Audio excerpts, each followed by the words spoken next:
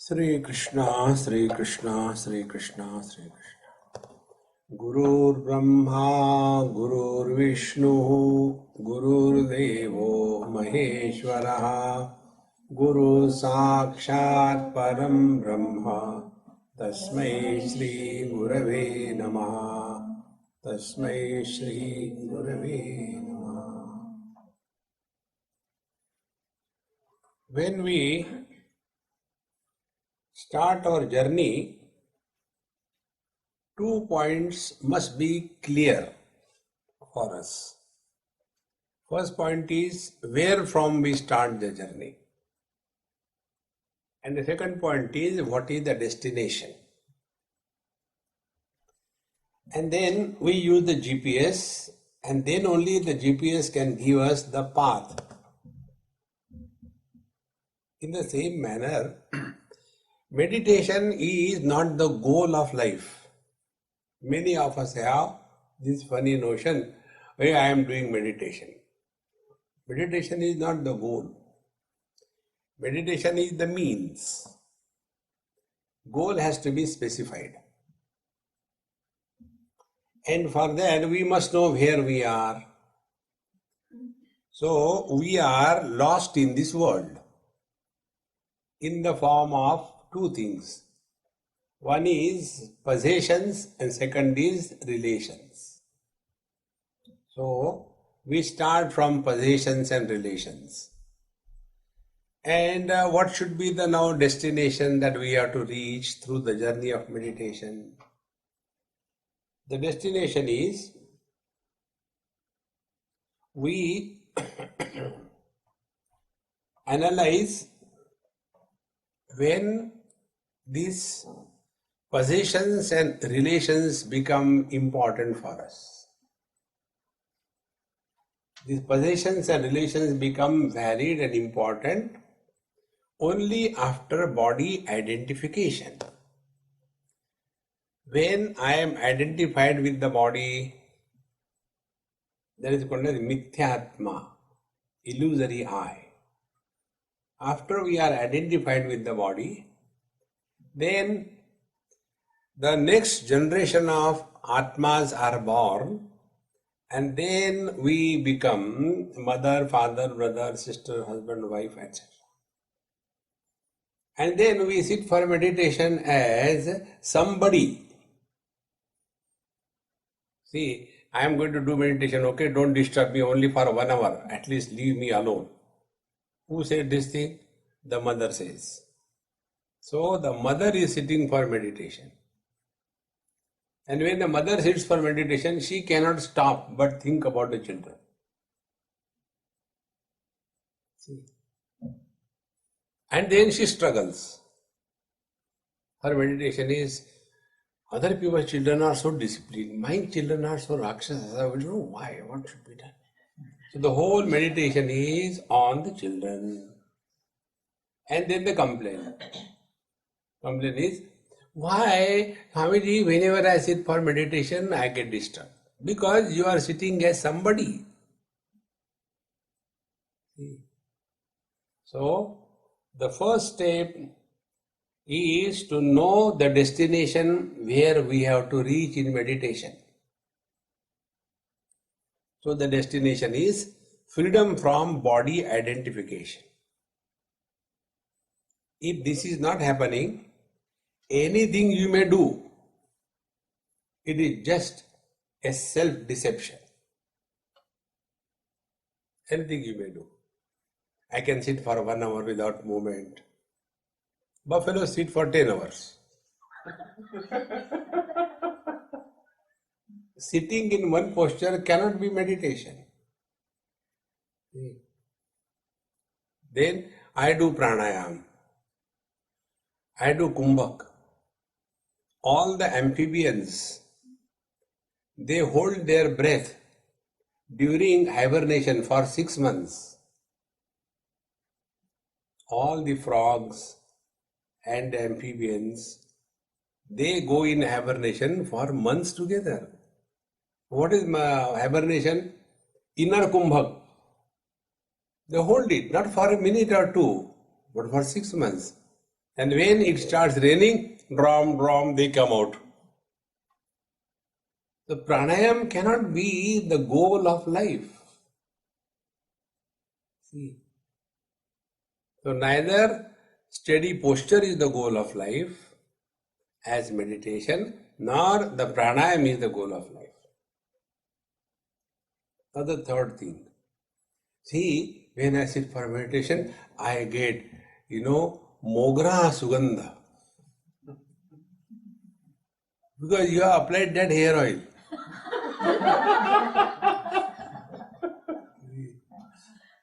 This is not coming from anywhere. This is how we get caught up in body identification. Or else some of us say, when I sat, I saw the vision of God. God came and he was telling me something, but I could not understand. Swamiji, what could be the reason? Do you know Sanskrit? No, he was talking in Sanskrit. Therefore, you don't understand. These are the things that are normally mistaken as meditation. These are gimmicks. It has nothing to do with the process of meditation. Meditation is not the destination, it is the means. And what is the means? You came by means of your car, then you drop the car outside, is it not? Then you came by means of your shoes, then you drop the shoes outside the hall. So you come here for meditation. What you have to drop? You have to drop yourself.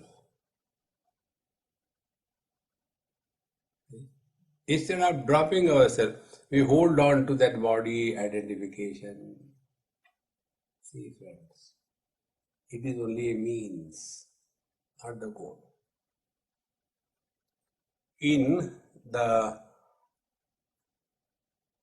Chidvilas philosophy, this is called as upaya. Upaya means, upa means near. Aya gatau means to go. That which brings us near to our essential nature is upaya. So these are the means. See? So the first destination in meditation will be freedom from body identification. Should be very clear. Now, if body identification is dropped, then when I was sitting for meditation, something was happening here, something was happening here, something was happening here. All these things will disappear. Or else we get frustrated.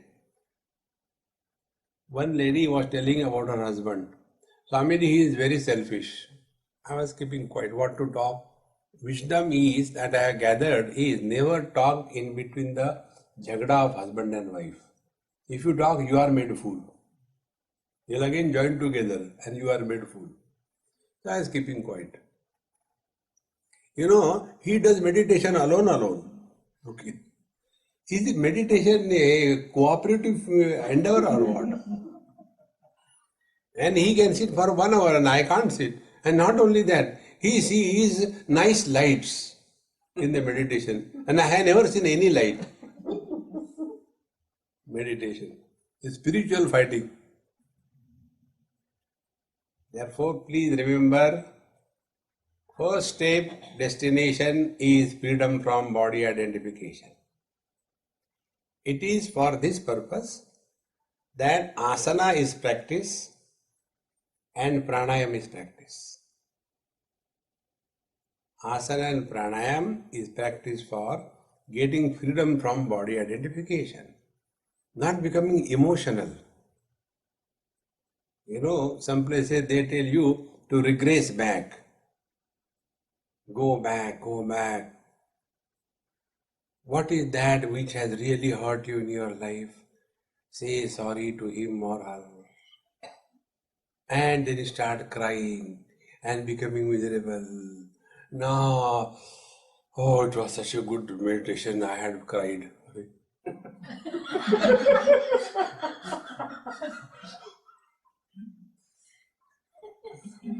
These are all emotional wrecks. There has nothing to do meditation. So, when we talk about asana, asana is defined by Patanjali as sthira sukham asanam. Sukham, bliss. Sthira is steady. Sthira sukham, steady bliss. Not steady posture. Asana is normally understood by the so-called meditation student as Sthira Sukha Asana. You should sit in one posture and should not move at all. No. One has to have steady bliss. Under all conditions, our poise doesn't get disturbed. That is asana. When we sit for meditation and some disturbances happen, we get angry. That is not Sthira Sukham Asana. Number one. Number two. The next sutra that follows after this sutra in Patanjali Yoga Darshan is Prayatna Shaithilya Ananta Samapattibhyam. Prayatna Shaithilya means attainment of effortlessness. Minimum efforts. Now here we have to understand again properly. Wherever there are efforts, we are away from our natural state. When I take out my glasses and I want to read something, I have to put lot of efforts. Because my eyes are not normal. In the same manner, whenever we put efforts, we are not normal. So, meditation is an effortless glide into the infinite. How much effort it will take for a wife to become a woman? Zero effort. Don't struggle in meditation. Many of us struggle in meditation. Prayatna Shaithilya.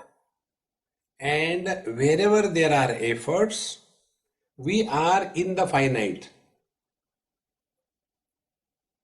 When we are in the infinite, no efforts. Therefore, Ananta Samapattibhyam. When we merge in the infinite, then there are no efforts. Therefore, what should be the asana that we take? So sit in such a manner that something like, you park your car in a proper place where there is no possibility of towing it away, then you sit comfortably. Suppose you have parked the car in a place where there is a possibility of towing it away, you cannot be at peace wherever you may go. I hope nobody takes it away. In the same manner, keep the body on the asana for good and forget about it. We have to go beyond body identification. Then the next step comes, what it is like being other than the body. What it is like.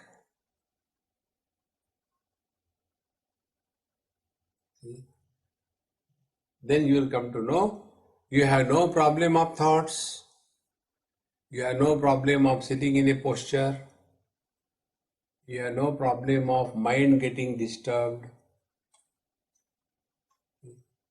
With that kind of disposition of the mind, then we go to the second stage in meditation. See, Yoga Sutra says, Chitta Vritti Nirodha Yoga. We don't accept that. Why should we be afraid of the thoughts? Use them. Like many people are afraid of computers.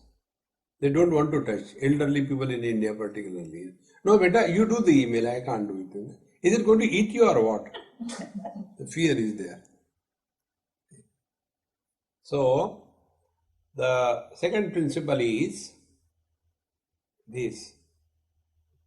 After we have dropped the body identification, then that mind is engaged in Kastvam koham kutamayataha kame janani ko me tataha. Then who am I? What is my being? What is the experience of being the infinite? This is the second part of meditation. So we can do only one today. So when we sit for asana, initially, it is necessary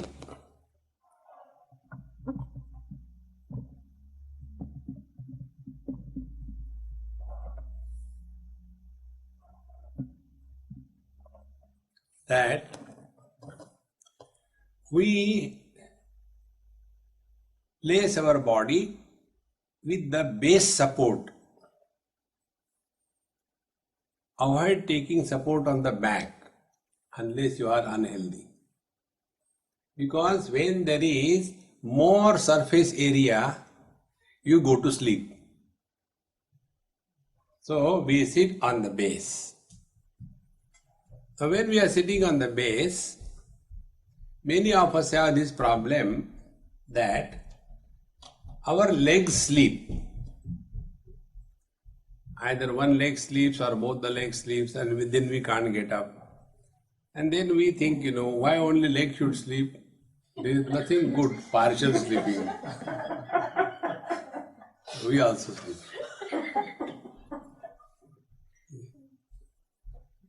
So the reason why the legs sleep is because the weight of our body is landing on one or the other leg, and there the blood vessels get compressed, not the nerves.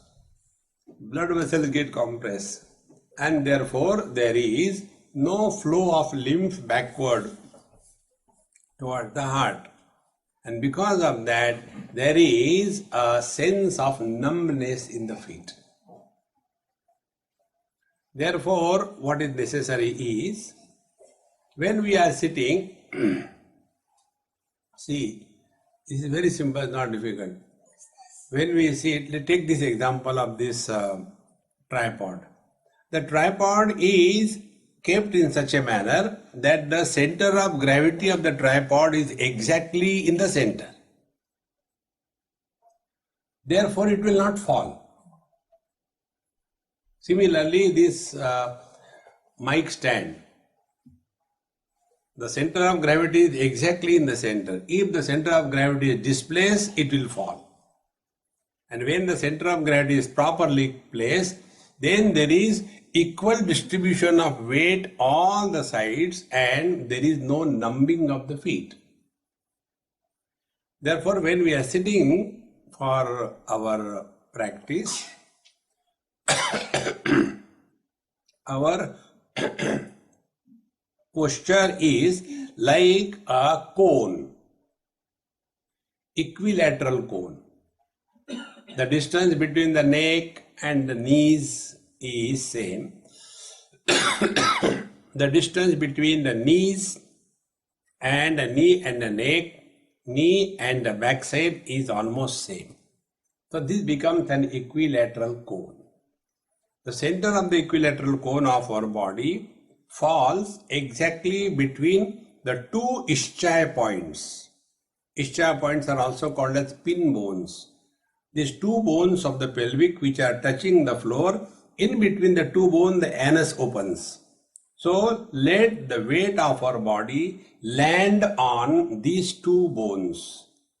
For that, open up your feet or close them, what is required, so that the weight of your body lands on those 2 points.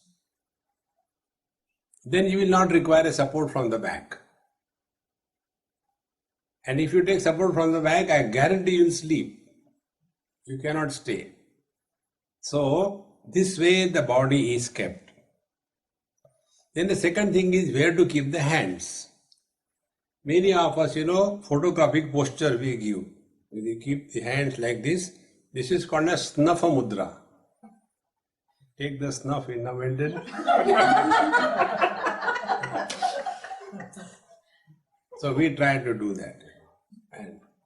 But what happens when you keep your palms on the knees, after some time your hands start pulling your body forward and the center of gravity is displaced and your posture gets disturbed.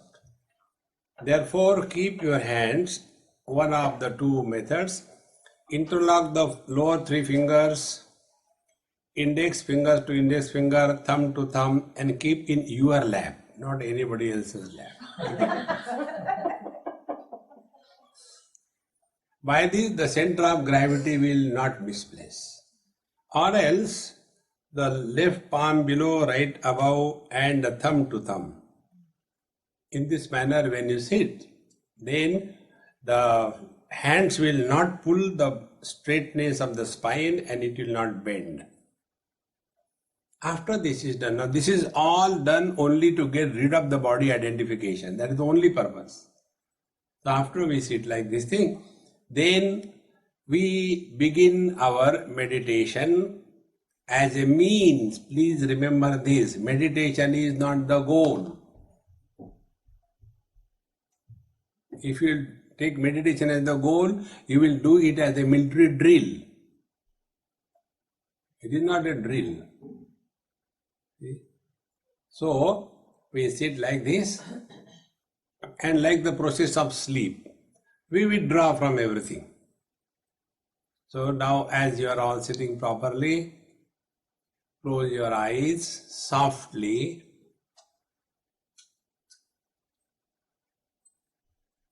And before we begin, some psychological adjustments are necessary. First one,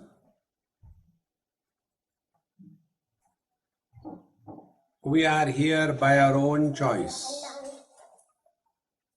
and therefore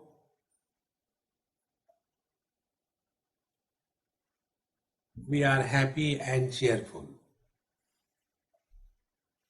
A miserable person cannot sit for meditation. Insist that you are happy and cheerful.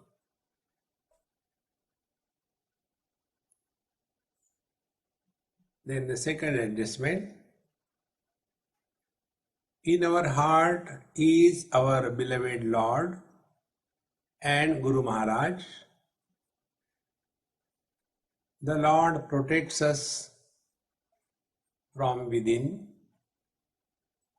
and Guru Maharaj guides us from within. Many seekers have fear when they sit for meditation. The fear element is removed by this. We are not alone, the Lord and the Guru is with us. The third adjustment, we have to block our total past.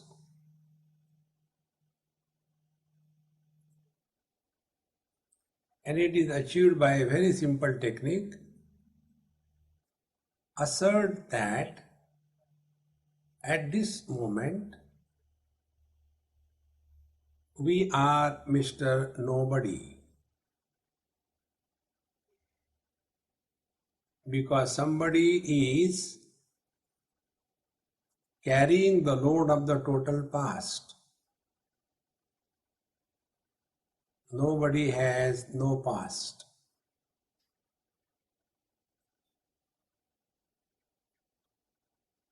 The next adjustment, don't decide what we will do after meditation.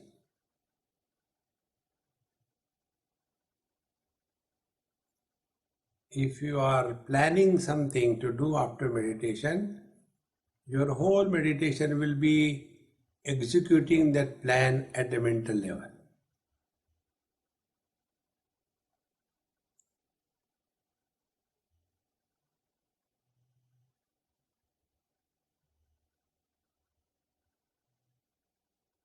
Now,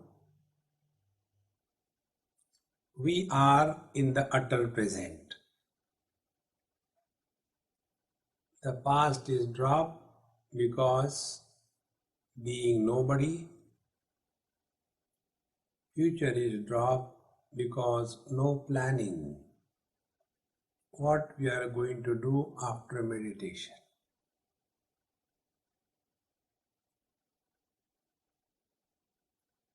Now, in this utter present,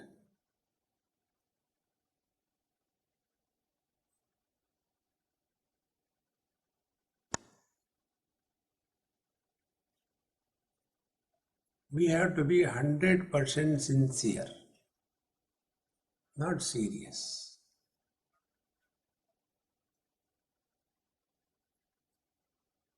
Before we go further, let us take observations. You will see that the base of our body has become firm.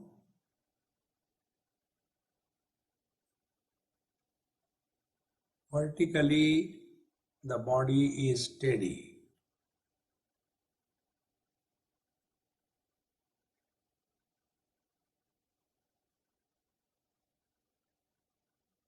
Now we have to add one more element. For the time being, we call it the body must be fully relaxed. This process of relaxation now we take up. Don't worry how to relax. Your body will understand when I tell you. Don't come in between with a question.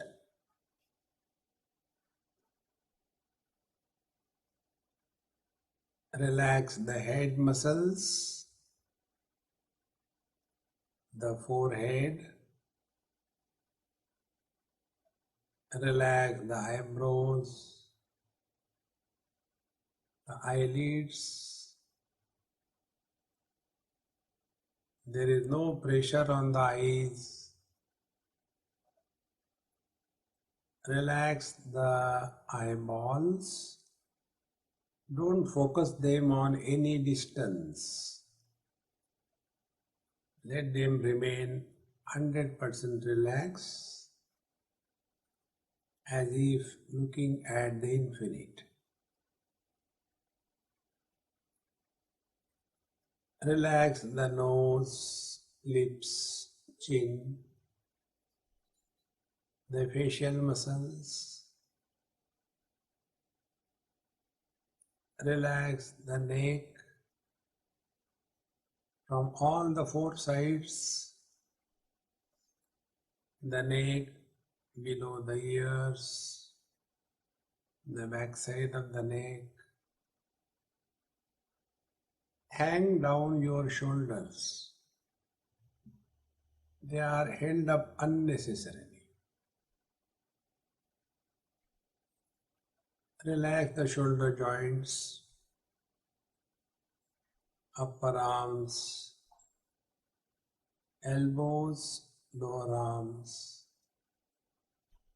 wrists, palms and fingers.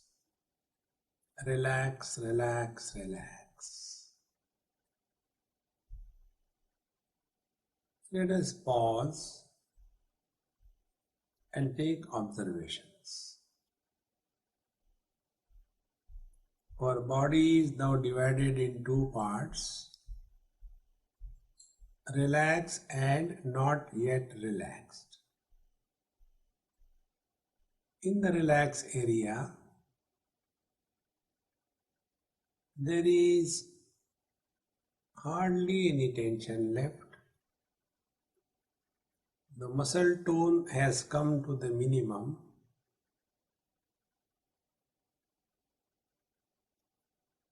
The weight of our own hands has increased in our lap. The index fingers and the thumbs are pressing hard against each other.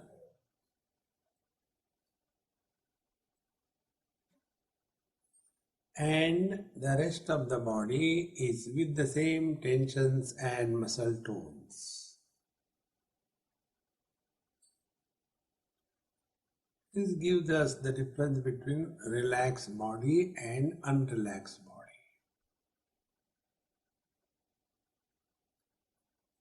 Now we come to the shoulders again. We relax the rest of the body. Relax the chest muscles. Go slowly downwards, abdomen, right up to the base. Relax the sides from the armpits down below up to the hip joints. Relax the back side from the neck downwards along the spine. Slowly right up to the pin bones.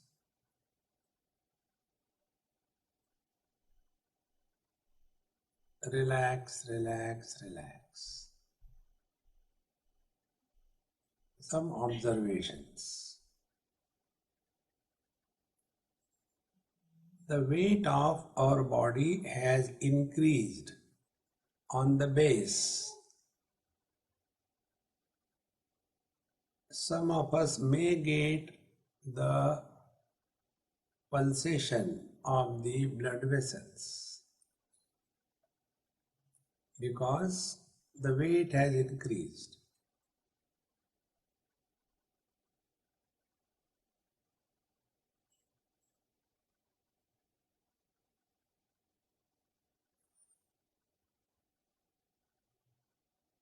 Now relax the hips, hip joints, relax the thighs, knees, calf muscles, ankles, heels, and toes.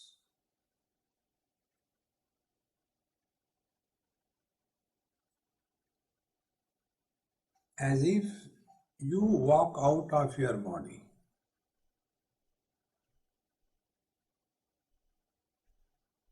There are many bodies sitting in this hall.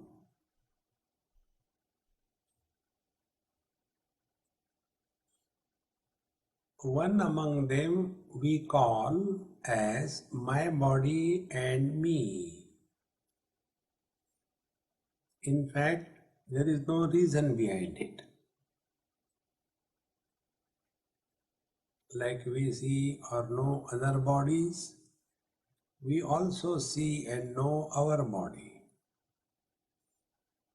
So when we see and know other bodies, we don't become that. How do we become this body I am? No logic, no reason. Now take the front view of your body from outside. Don't forget you are outside your body. Take the front view, the top of the head, the forehead, the eyes. Look at from a distance. Go downwards part by part. If you come across patches of tensions, relax them out. Go right up to the base.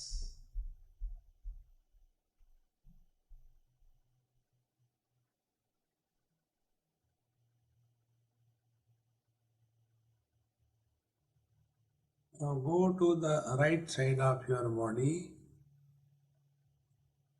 Don't forget you are outside the body. Now take the right view of your body. Right side of the head, the right ear, right side of the neck, and thus go downwards part by part up to the right hip joint, and relax if there are patches of tensions.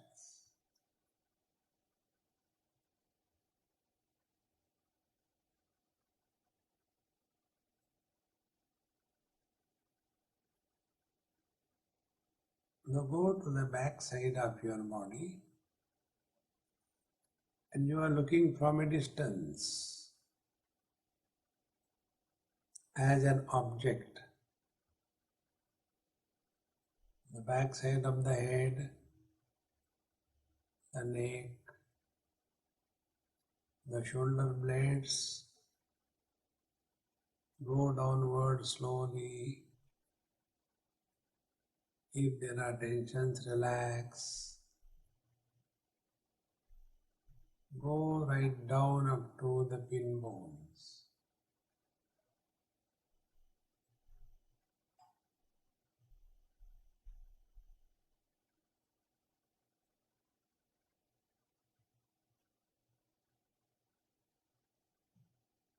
Now come to the left side of your body.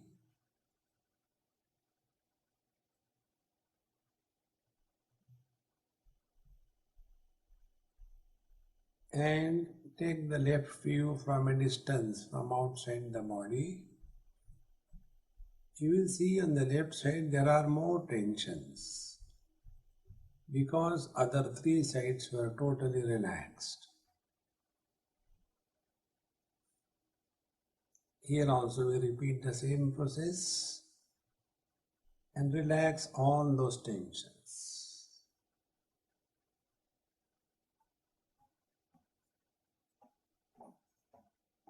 Now come in the front. The most important observation.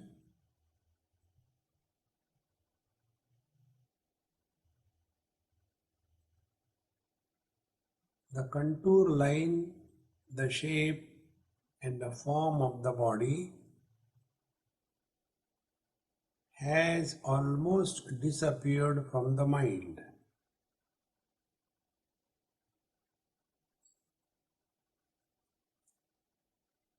And the concept that I am outside the body is also gone.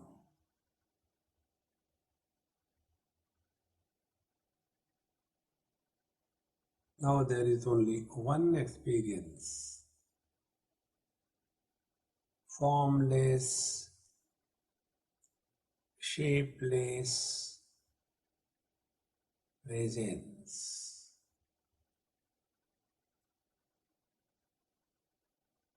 In fact, what happened in this process is that the body is not relaxed. It is the mind which has given up the shape and the size of the body.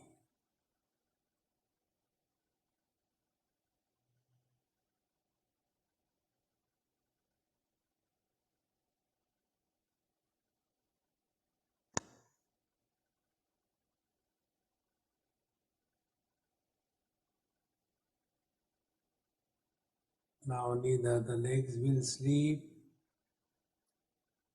nor will you be tired.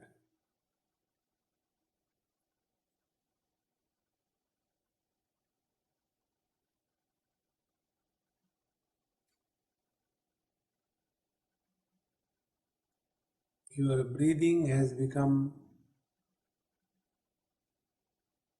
extremely slow and shallow.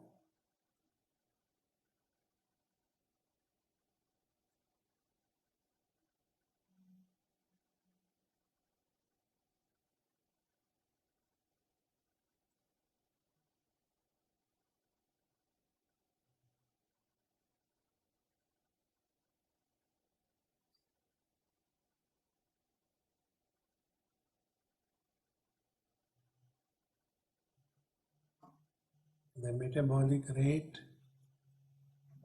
falls.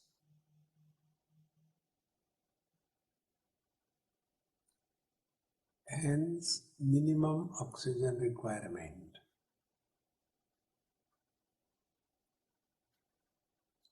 Therefore,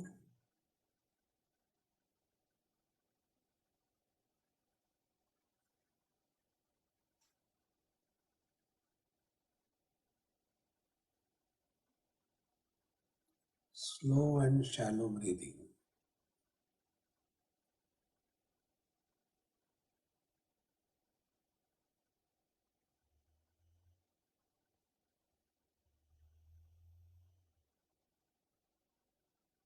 Up to here is a mechanical process.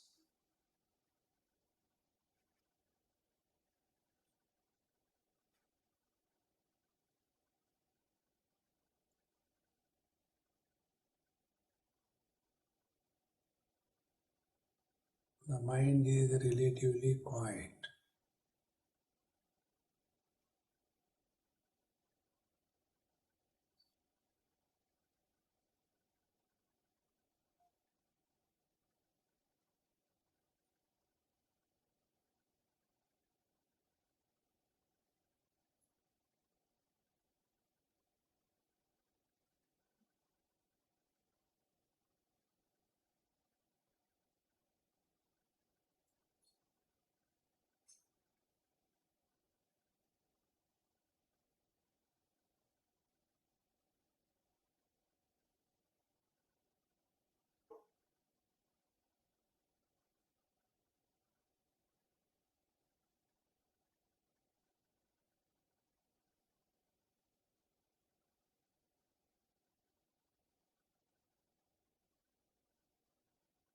Because of the earlier habits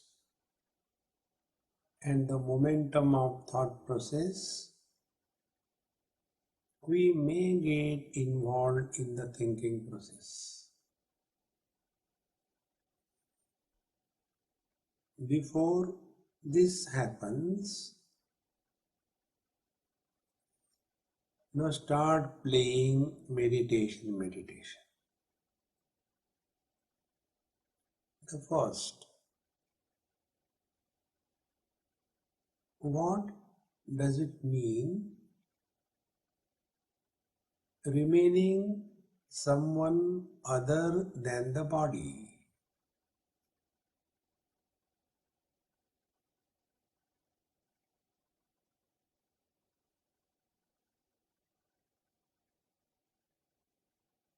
So we will know the qualities and attributes of the body do not belong to me.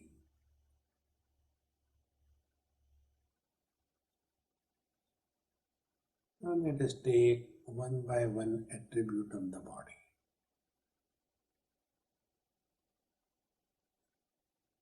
The body has a birth, growth, modification,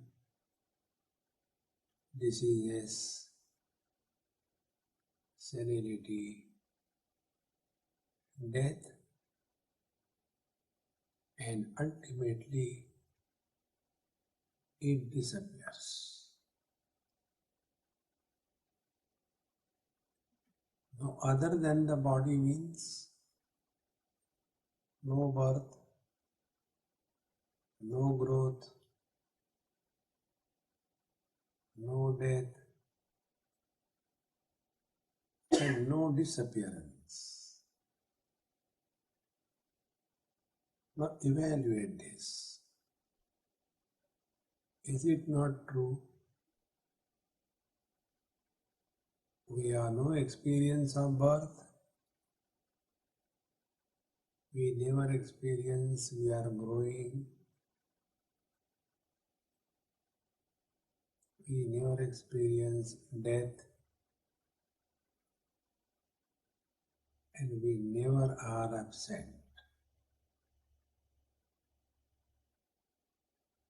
This is the reality.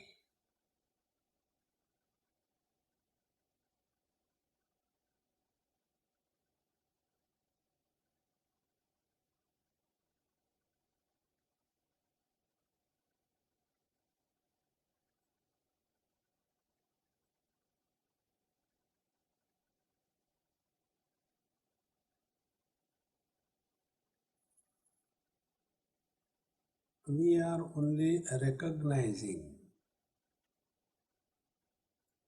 what we are in reality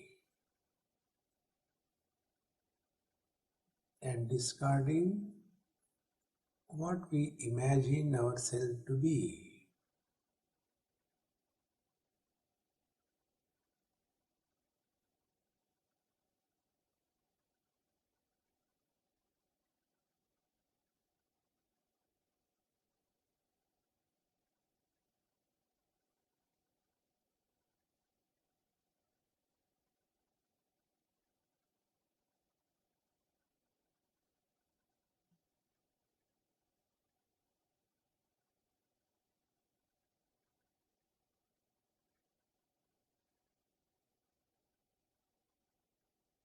After some time, again the mind will have its way.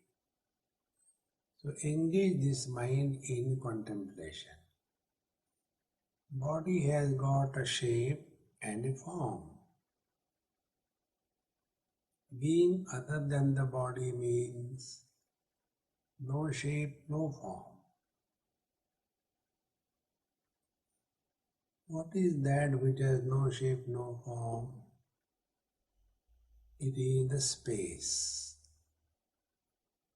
So let us play space, space.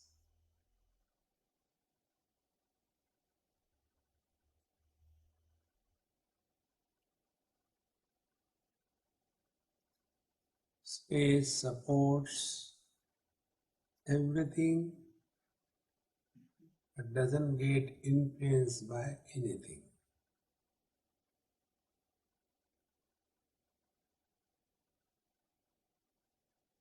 Therefore, space is not opposed to or biased in favor of any particular content in the space.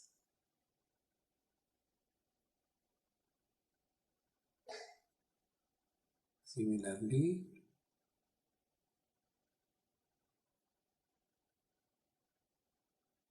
we are not opposed to anything or anybody,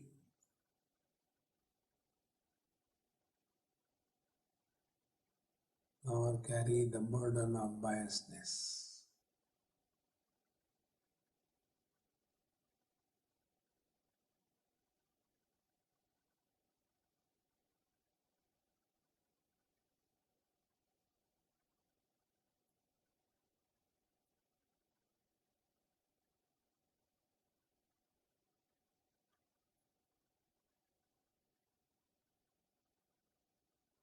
Our experience is like the space, infinite.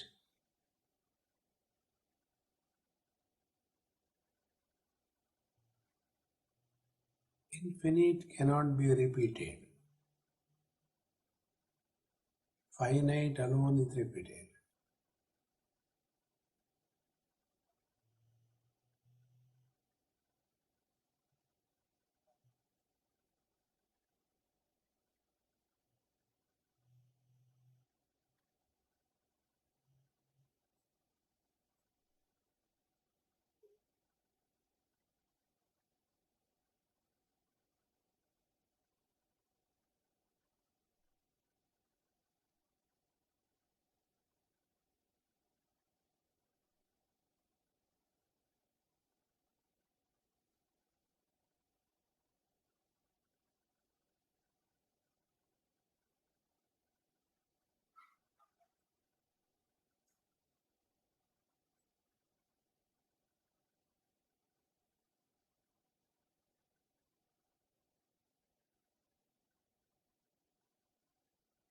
From this gross space,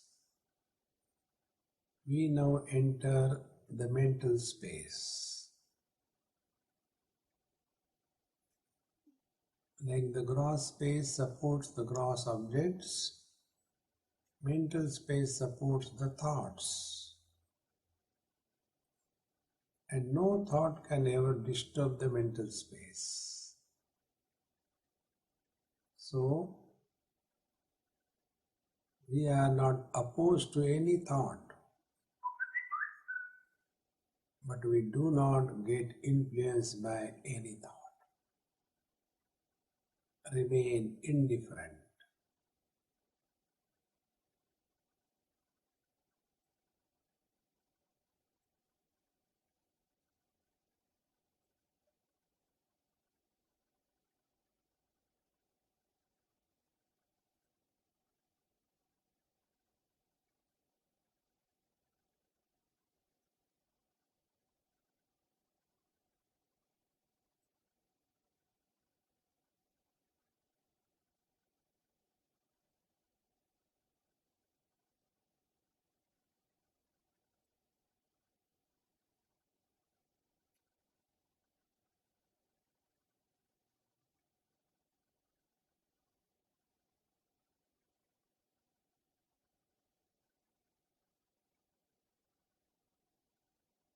When we remain indifferent, the thoughts disappear.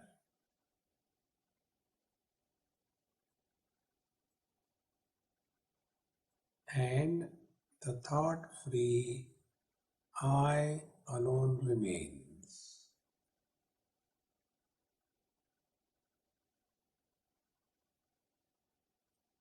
Thought-free I means no more a jiva